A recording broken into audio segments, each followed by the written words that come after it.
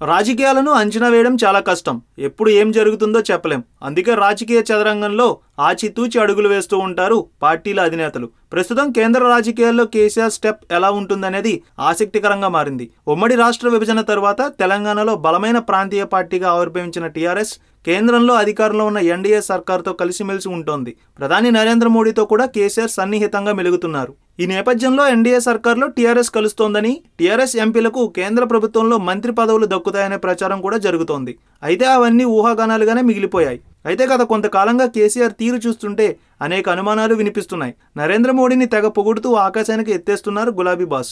గత కొంతకాలంగా మోడీపై ఎనలేని భక్తిని చూపిస్తున్నారు. తాజాగా ఎన్డీఏ రాష్ట్రపతి అభ్యర్థి రామ్నాథ్ కోవింద్ ఎన్నికల ప్రచారంలో భాగంగా అన్ని రాష్ట్రాలు పర్యటిస్తూ ప్రతిపక్షాల మద్దతును కోరుతున్నారు. ఈ నేపథ్యంలో తెలుగు రాష్ట్రాల పర్యటనకు వచ్చిన ఆయనకు మిత్రపక్షమైన టీడీపీ, తెలంగాణలో అధికార టీఆర్ఎస్, ఏపీలో విపక్ష పార్టీ వైసీపీ పూర్తి మద్దతు ప్రకటించాయి. ఈ పర్యటనకు వచ్చిన రామ్నాథ్ కోవింద్కు కేసీఆర్ చేసిన మర్యాదలు చూసిన వాళ్లు షాక్ అయ్యారు.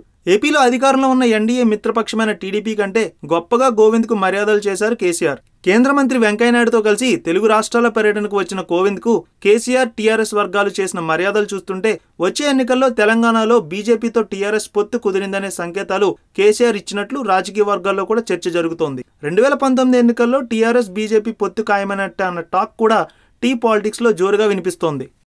ఈ వీడియో మీకు నచ్చినట్లయితే లైక్ చేయండి, షేర్ చేయండి. మరిన్ని అప్డేట్స్ కోసం మా జనహితం టీవీని సబ్స్క్రైబ్ చేయడం మాత్రం మర్చిపోకండి.